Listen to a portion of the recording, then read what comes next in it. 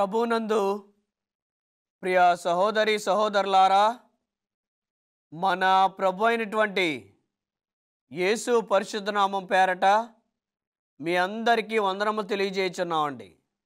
మీలో ప్రతి ఒక్కరిని ఈ హోప్ టీవీ ఇండియా ఛానల్కు ప్రేమతో ఆహ్వానించుచున్నామండి.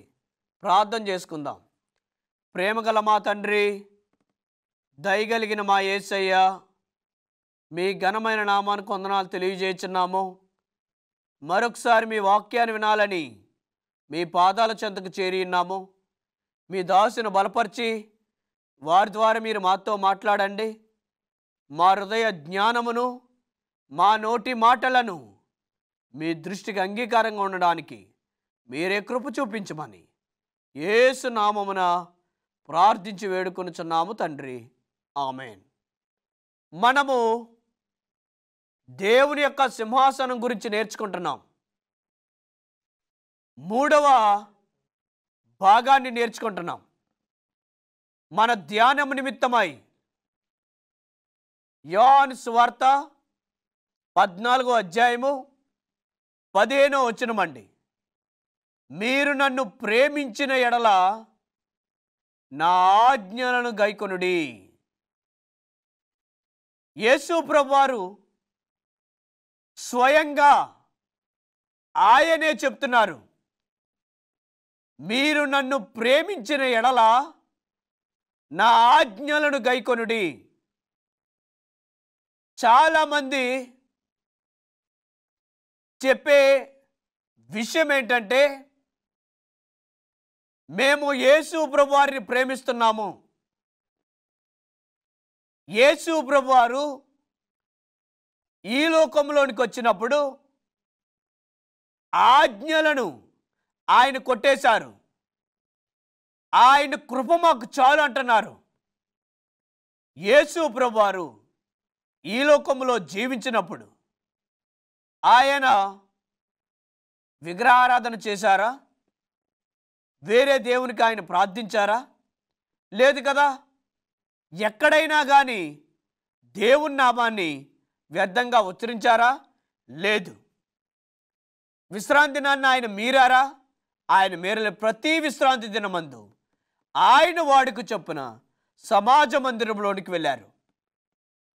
తల్లిదండ్రులను గౌరవించారు. నరాజ్య చేయలేదు, వ్యభిచరించలేదు, దొంగలించలేదు, అబద్ధ సాక్ష్యం పలకలేదు, పొరుగు అనేది ఏది ఆశించలేదు. ఆయన రక్తాన్ని మనకిచ్చారు, కానీ మన దగ్గర నుంచి ఆయన ఏమీ ఆశించలేదు. చూసారా? యేసు ప్రభువారు 10 ఆజ్ఞలను ఆయన పాటించారు. ఈ లోకంలో జీవించినప్పుడు 10 ఆజ్ఞలను ఆయన పాటించారు. ఏ ఆజ్ఞ ఆయన విడిచిపెట్టలేదు. మరి నేటి క్రైస్తవులు ఆజ్ఞలు పాటించట్లేదు, కానీ యేసు ప్రభువారిని ప్రేమిస్తున్నామని చెప్తున్నారు. మీరు నన్ను ప్రేమించిన ఎడల నా ఆజ్ఞలను గైకొందురు. యేసు ప్రభువారు 2 కొత్త ఆజ్ఞలు ఇచ్చారు. ఆ 2 ఆజ్ఞలు పాటిస్తే చాలు, ఇక ఏమీ అక్కర్లేదు అంటున్నారు. ఏంటి ఆ 2 ఆజ్ఞలు? నీ పూర్ణ ఆత్మతోనూ నీ పూర్ణ శక్తితోనూ ఆయనను సేవించుడి అని రాయబడింది. ఇది మొదటి ఆజ్ఞ. 2వ ఆజ్ఞ, నిన్ను వలె నీ పొరుగు వారిని ప్రేమించుమనేది 2వ ఆజ్ఞ. ఈ 2 ఆజ్ఞలు పాటిస్తే చాలు. యేసు ప్రభువారు కొత్త ఆజ్ఞలు ఇచ్చారు, పాత ఆజ్ఞలతో పని లేదంటున్నారు. ఆ 10 ఆజ్ఞలనే దేవుడు 2 ఆజ్ఞలలో పెట్టారు. ఇప్పుడంతా కూడా షార్ట్ కట్ వే వచ్చేసింది. అంటే క్విక్, తొందరగా పని అయిపోవటం, షార్ట్ కట్ వచ్చేసింది. ఏంటంటే అందుకనే సేవకులు ఏం చేస్తున్నారు? మన పూర్వకాలంలో గంట సేపు వాక్యాన్ని వినేవారు. తర్వాత జనం 45 నిమిషాలు, తర్వాత 30 నిమిషాలు, తర్వాత 24 నిమిషాలు, తర్వాత 2 నిమిషాలు, 1 నిమిషానికి వచ్చేసింది. ఇప్పుడు మన కాలానికి వచ్చేసరికి షార్ట్స్ 1 నిమిషం వాగ్దానం అంతే. ఇలాగ అయిపోయింది. రాను రాను వాక్యం తగ్గిపోతూ వస్తుంది. అలాగే యేసు ప్రభువారు 10 ఆజ్ఞలను 2 ఆజ్ఞల్లో కుదిర్చారు. 10 ఆజ్ఞలలో మొదటి 4 ఆజ్ఞలు దేవునికి సంబంధించినవి, తర్వాత 6 ఆజ్ఞలు మనుషులకు సంబంధించినవి. అంటే నీ పూర్ణ ఆత్మతోనూ నీ పూర్ణ శక్తితోనూ నీ దేవుడైన యెహోవాను సేవించుమంటే ఆయన్నే మీరు సేవించాలి. విగ్రహాన్ని చేయకూడదు, వ్యర్థంగా ఉచ్చరించకూడదు, విశ్రాంతి దినాన్ని పాటించాలి. ఈ 4 ఆజ్ఞలను కలిపి ఒక ఆజ్ఞలో పెట్టాడు. ఏంటంటే నీ దేవుడైన యెహోవాను సేవించుమని. తర్వాత నిన్ను వలె నీ పొరుగువారిని ప్రేమించమని చెప్తున్నాడు. కనుమ 6 ఆజ్ఞలు. మన పొరుగువారిని ప్రేమిస్తే వ్యభిచారం చేయు. మన పొరుగువారిని ప్రేమిస్తే వారి భార్యతో మనం వ్యభిచారం చేస్తామా? చెయ్యు. మన పొరుగువారిని ప్రేమిస్తే వారికి నరహత్య చేయు. మన పొరుగువారిని ప్రేమిస్తే దొంగతనం చేయు. మన పొరుగువారిని ప్రేమిస్తే అబద్ధ సాక్ష్యం పలకం. మన పొరుగువారిని ప్రేమిస్తే వారి దగ్గర నుంచి ఏది ఆశించం. అనగా నీవు నీ పొరుగువారిని ప్రేమిస్తే ఈ ఆజ్ఞలేమి నీవు మీరవని నీ పొరుగువారిని ప్రేమించమని 6 ఆజ్ఞలను 1 ఆజ్ఞలో ఇమిడ్చిపెట్టాడు దేవుడు. ఇప్పుడు చెప్పండి, యేసు ప్రభువారు 10 ఆజ్ఞలు కొట్టేశారా? వాటిని బలపరిచి మనకిచ్చారా? అంటే వాటిని బలపరిచి మనకిచ్చారు, వాటిని పాటించి మనకిచ్చారు. పాటించమని దేవుడు మనతో చెప్పారు. యేసు ప్రభువారు పాటించారు, మనల్ని పాటించమని ఆయన కోరుకుంటున్నారు. నన్ను ప్రేమించిన ఎడల నా ఆజ్ఞలను గైకొందురు. తర్వాత ప్రజలు ఏం చేస్తున్నారంటే ఒక ఆజ్ఞ పక్కన పెట్టి ఒక ఆజ్ఞను పాటిస్తున్నారు. వాక్యం ఏం చెప్తుందండి? యాకోబు పత్రిక 2వ అధ్యాయము 10వ వచనంలో ధర్మశాస్త్రమంతయు గైకొని 1 ఆజ్ఞ విషయంలో తప్పిపోయిన ఎడల అన్ని ఆజ్ఞలలోనూ అపరాధిగా తీర్చబడదు. ఉదాహరణకి మనకేదో అనారోగ్యం వచ్చిందని డాక్టర్ గారి దగ్గరికి వెళ్ళాం. డాక్టర్ గారు అంటారు, నీవు వారం రోజుల పాటు నాన్ వెజ్ తినొద్దని. అయితే 6 రోజులు తినలేదు, 7వ రోజు కూడా తినకుండా ఉండాలి. కానీ 6 రోజులు మానేశాను కదని 7వ రోజు తినేస్తే ఏమవుతుందండి? ఇంతకు ముందు చేసిన పత్యం పోతుంది, 6 రోజులు వాడిన మందులు పోతాయి, 6 రోజులు ఉన్న ఆ యొక్క నిష్ఠ అంతా కూడా పోతుంది. కాబట్టి మీరు దేవుడు 10 ఆజ్ఞలు ఇస్తే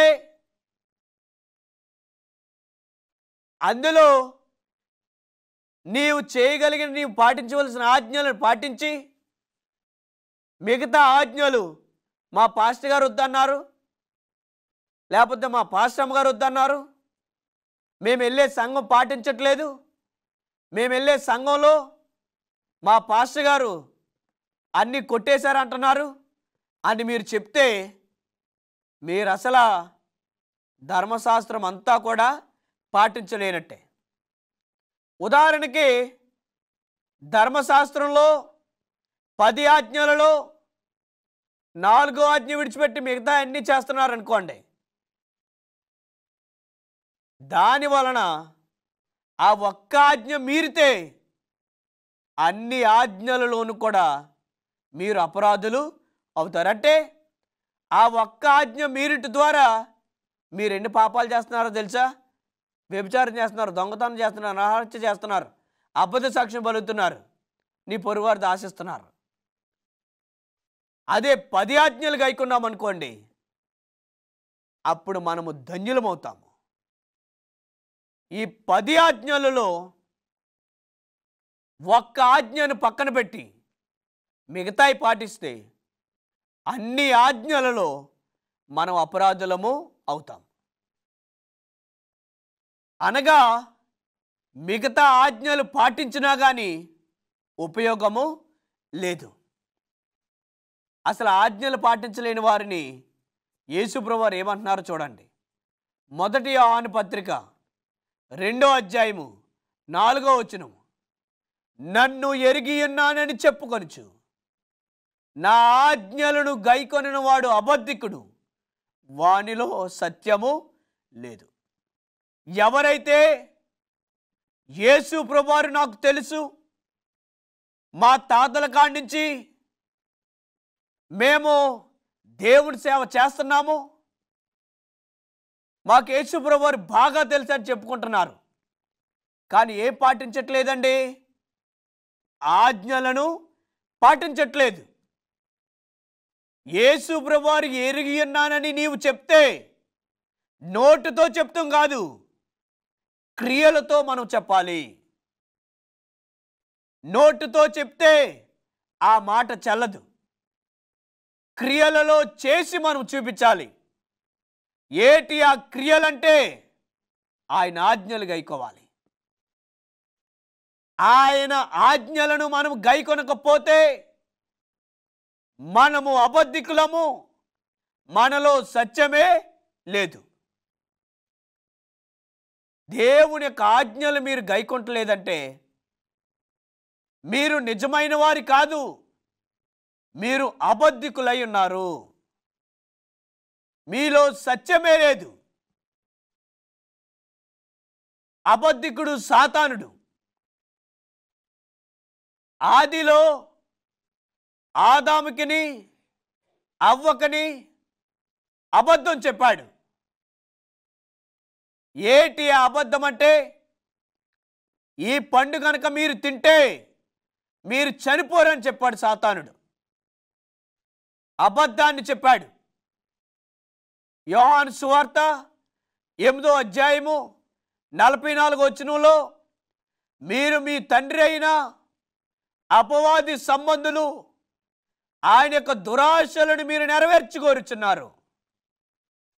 అతడు అబద్ధికుడును అబద్ధానికి జనకుడనై ఉన్నాడు, ఆది నుంచి వాడు నరహంతకుడు అని రాయబడింది. సాతానుడి యొక్క స్థితిని మీరు చూడండి. సాతానుడు అబద్ధికుడు, అబద్ధానికి ఆయన జనకుడై ఉన్నాడు. అబద్ధం ఆడినప్పుడు తన స్వభావాన్ని బట్టే మాట్లాడును. సాతానుడు అబద్ధికుడు అటండి. ఆయన ఆజ్ఞలను మనం పాటించకపోతే మనము కూడా అబద్ధికులమై ఉన్నాము. ఆయన ఆజ్ఞలను మనము పాటించకపోతే మనలో సత్యం అనేదే లేదు. మీరెంత గొప్పవారైనా, ఎన్నో సంవత్సరాల నుంచి మీరు క్రైస్తవులుగా చలామణైనా, మీరెంత పెద్ద దైవ సేవకులైనా, అంతర్జాతీయ ప్రసంగికులమైనా, ఎవ్వరమైనప్పటికీ మనలో ఆజ్ఞలే లేకపోతే మనము అబద్ధికులమంటండి. మనలో సత్యమే లేదు అని యేసు ప్రభువారు మాట్లాడుతున్నారు. అంటే ఆజ్ఞలు మనం పాటించకపోతే మనం అబద్ధికులు, మనలో సత్యం అనేదే లేదు. తర్వాత ఆజ్ఞలు పాటించకపోతే మనం పాపులము. ఎందుకంటే ఆజ్ఞ అతిక్రమమే పాపము, పాపము వలన వచ్చు జీతము మరణం అని రాయబడింది. ఆజ్ఞ పాటించకపోతే మనం పాపులమై ఉన్నాము. 1 యోహాను పత్రిక 3వ అధ్యాయం 4వ వచనంలో ఆజ్ఞ అతిక్రమమే పాపము. రోమీయులకు రాసిన పత్రిక 6వ అధ్యాయం 23వ వచనంలో పాపము వలన వచ్చు జీతము మరణమని దేవుడు తన లేఖన గ్రంథాలలో రాశారు. ఆయన ఆజ్ఞలను పాటించకపోతే ఇన్ని నష్టాలు జరుగుతాయి. తర్వాత మత్తయి సువార్త 7:21-23 చూస్తే,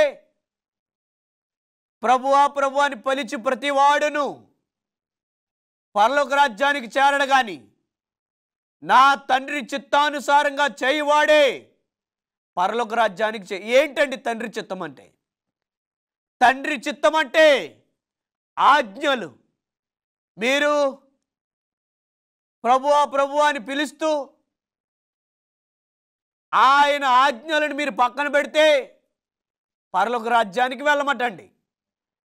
ఆజ్ఞలు పాటించకపోతే మనకి మనం ఎక్కడికి వెళ్ళమటండి? పరలోక రాజ్యమే వెళ్ళమట. ఇంకా ఏముందో చూడండి. అయ్యా, నీ నామం పేరట దెయ్యాలు వెళ్ళగొట్టలేదా? నీ నామం పేరట అద్భుత కార్యాలు చేయలేదా? అయ్యా, మేము ఎన్నో సువార్త కూటాలు చేశాం, మేము అంతర్జాతీయ ప్రసంగికులుగా పనిచేసాం, పెద్ద పెద్ద సంఘాలను మేము స్థాపించాం, ఎంతోమంది వేల మంది విశ్వాసులు నడిపించాం అంటే అప్పుడు యేసుప్రభువారు అంటారంటే 23వ వచనంలో, మీరెవరో నాకు తెలియదు, అక్రమము చేయువారులారా మీరు నా యొద్ద నుండి తొలగిపోండి. యేసుప్రభువారు ఏమంటున్నారు చూసారు చివరికి? మీరెవరో నాకు తెలియదు, క్రమము లేదు మీలో, ఆజ్ఞలు లేవు మీలో, అక్రమంగా జీవించారు, అక్రమముగా ఆరాధన చేస్తున్నారు, క్రమమైన ఆరాధన మీలో లేదు, క్రమమైన పద్ధతి మీలో లేదు, క్రమమైన స్థితి మీ దగ్గర లేదు. అక్రమము చేయువారులారా నా యొద్ద నుండి మీరు తొలగిపోండి అని యేసుప్రభువారు చెప్తున్నారు చివరికి. ఆజ్ఞలే గైకొనకపోతే మనము పాపులమవుతున్నాము, అబద్ధికులమవుతున్నాము, పరలోక రాజ్యానికి వెళ్ళలేము. చివరికి మీరెవరో నాకు తెలియదు అంటారు యేసుప్రభువారు. ఆజ్ఞలే కనుక పాటిస్తే దేవుడు మనలను ఆయన చేతులతో పిలుస్తారు. ఇలాగ ఆజ్ఞలను దూరం చేసింది రోమన్ క్యాథలిక్ సంఘం. దేవుడు తన సేవకులను ఎన్నుకొని ఒక గుంపుగా ప్రజలను ఎన్నుకున్నాడు. వారిని సెవెంత్ డే అడ్వెంటిస్ట్ విశ్వాసులు. వారు ఒక గుంపుగా ఏర్పడి దేవుని యొక్క ఆజ్ఞలను వారు చూసి దేవుని ఆజ్ఞలే ప్రామాణికమని తెలుసుకొని ఆజ్ఞలకు ఇవ్వాల్సిన ప్రాధాన్యత వారిచ్చారు, వారు బోధించారు. ఆజ్ఞలే లేకపోతే దేవుని యొక్క సింహాసనమే లేదు. సెవెంత్ డే అడ్వెంటిస్ట్ సంఘం బోధించే సత్యం ఏంటంటే ఆజ్ఞలు మీరు పాటించండి, ఆజ్ఞలకు ఇవ్వాల్సిన ప్రాధాన్యత మీరు మీ సంఘాల్లో ఇవ్వండి, ఆజ్ఞలకు ఇవ్వాల్సిన ఆ గొప్పతనాన్ని మీరు సంఘాల్లో మీరు ఇవ్వండి.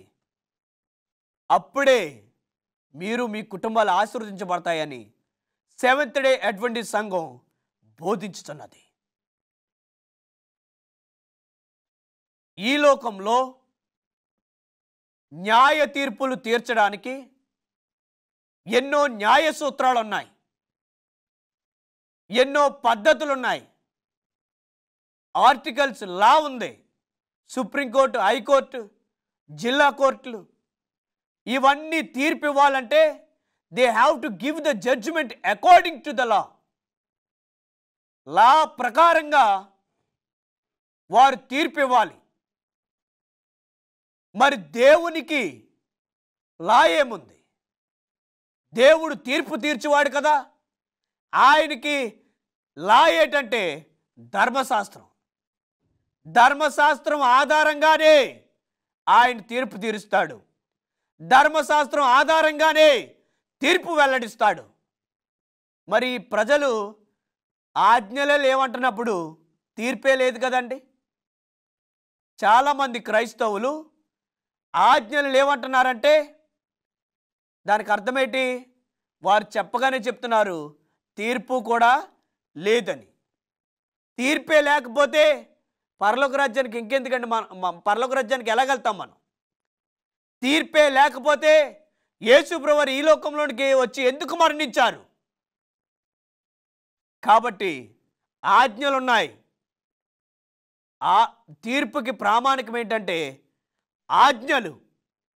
కాబట్టి చివరి దినాలలో, కడవరి దినాలలో మీరందరూ ఆజ్ఞలను కలిగి మీరు జీవించండి. ఏ క్రైస్తవుడన్నా రక్షించబడాలి. దేవుని యొక్క రక్షణ ప్రణాళిక ఆయన మందిరంలో ఉంది. ఆయన మందిరంలో ఏర్పాటు చేసిన ఈ రక్షణ ప్రణాళిక ఏదైనా ఒక మనిషి పూర్తిగా రక్షించబడాలంటే అతడు చేయవలసిన పనులన్నీ ఇప్పుడు ఒక్కొక్కటి మనం చెప్పుకొచ్చాం. ఏటి అవంటే, ఒకటి, యేసు ప్రభువారి బలిపశువును అంగీకరించాలి. బాప్తిసం, ముంచుడు బాప్తిసం తీసుకోవాలి. వాక్యాన్ని కలిగి ఉండాలి. వ్యక్తిగత జీవితం బాగోవాలి, వ్యక్తిగత క్రియలు బాగోవాలి. ప్రార్థన చేయాలి. ఆజ్ఞలు కలిగి జీవించాలి. ఇందులో ఏ ఒక్కటి లేకపోయినా మనిషి రక్షింపబడలేనట్టే. మీరు బలిపీఠం దాకా వచ్చి ఆగిపోయారా? మీరు రక్షింపబడలేదు. బాప్తిసం దాకా వచ్చి ఆగిపోయారా? మీరు రక్షింపబడలేనట్టు. రొట్టెల బల్ల దాకా వచ్చి ఆగిపోయారా? మీరు రక్షింపబడలేనట్టే. దీపవృక్షం దాకా వచ్చి ఆగిపోయారా? మీరు రక్షింపబడలేనట్టే. ధూపవేదిక దాకా వచ్చి ఆగిపోయారా? మీరు రక్షింపబడలేనట్టే. ఆజ్ఞల వరకు వస్తేనే మీరు రక్షింపబడినట్లు. కాబట్టి దేవుని యొక్క రక్షణ ప్రణాళికలో పూర్తిగా మీరు రక్షింపబడాలంటే ఈ పనులన్నీ మీరు చేయండి. మీరు పూర్తిగా రక్షించబడతారు. దేవుడి మాటలు దీవించునుగాక. ఆమేన్. ప్రార్థన. ప్రేమగల మా తండ్రి, దయగలిగిన మా యేసయ్య, మీ ఘనమైన నామాన్ని వందనాలు తెలియజేస్తున్నాము. ఈ త్రిమాసం అంతయు నీ రక్షణ ప్రణాళిక గురించి మేము నేర్చుకున్నాము నాయన. మీరు మాకు అందించిన ఈ సత్యాలను మేము తెలుసుకొని వాక్యానుసారంగా జీవించే గొప్ప భాగ్యాన్ని మీరు మాకు దయచేయండి. ప్రతి ఒక్కరూ నాయన రక్షింపబడి పూర్తి రక్షణ మార్గంలో ఉండడానికి మీరే కృప చూపించమని, విన్న ఈ ప్రతి వాక్యము మంచి నేలన పడిన విత్తనం వలె 30 దంతులుగాను, 60 దంతులుగాను, 100 దంతులుగాను ఫలింపు దయచేయమని, ప్రార్థన ఆలకించి ప్రార్థన ప్రతిఫలం దయచేయమని యేసు నామమున ప్రార్థించి వేడుకొనుచున్నాము తండ్రి. ఆమేన్.